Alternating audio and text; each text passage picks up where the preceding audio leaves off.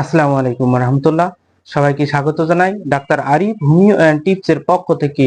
আমি ডাক্তার আরিফ হোসেন আবার চলে এসেছি আপনাদের সামনে নতুন একটি ভিডিও নিয়ে।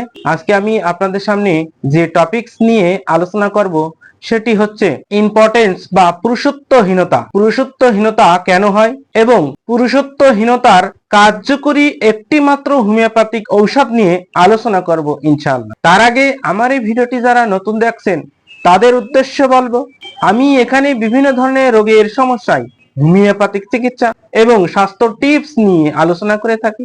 আমার এই চ্যানেলটিকে অবশ্যই সাবস্ক্রাইব করুন এবং নতুন নতুন ভিডিওর আপডেট সবার আগে পেতে অবশ্যই বেল আইকনটি প্রেস করুন।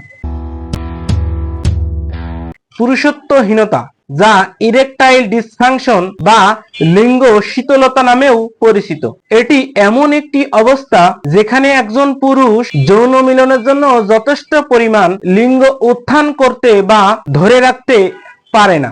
পুরুষত্বহীনতা বা পুরুষের শারীরিক অক্ষমতা বা দুর্বলতা সমাজে প্রকট আকার ধারণ করেছে।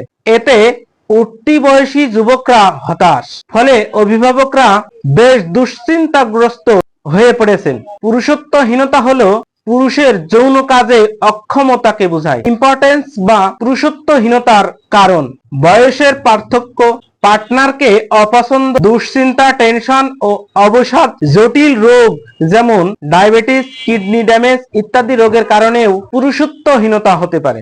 যৌনবাহিত রোগ যেমন সিফিলিস, গোনোরিয়া ইত্যাদির কারণে ইম্পর্টেন্স দেখা দেয়।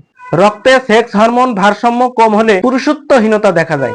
যৌন রোগ সম্বন্ধে ভীতি যেমন এইডস রোগ, নারীর ত্রুটিপূর্ণ যৌনাসন এবং সেক্স এডুকেশনের অভাবে পুরুষত্বহীনতা দেখা যায়। এখন জানাবো পুরুষত্বহীনতা বা ইম্পর্টেন্সের কার্যকরী একটিমাত্র হোমিওপ্যাথিক ঔষধের নাম। কাঙ্ক্ষিত সেই ওষুধটির নাম ডাক্তার রেকওয়েগের R41 ড্রপস। এটি একটি জার্মানির ঔষধ। এই ওষুধের কার্যকারিতায় রয়েছে যৌন দুর্বলতা, শুক্র তারল্য, অনিচ্ছাকৃত বীর্যপতন, সাধারণত ধাতু দুর্বলতা, বিশেষ করে পুরুষদের ক্ষেত্রে শরীর ও মনের অস্থিরতা দূর করে, অতি উত্তেজনা এবং সহজেই বীর্যপাত থেকে বার্ধক্যজনিত নানাবিধ যৌন পীড়ায় আক্রান্ত ব্যক্তিরা তাদের জন্য অপরিহার্য একটি ঔষধ।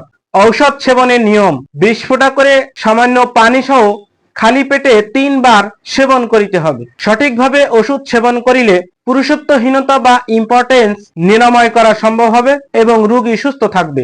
আজ এ পর্যন্তই। সবাই ভালো থাকুন, হোমিওপ্যাথিক চিকিৎসা নিন, সুস্থ থাকুন।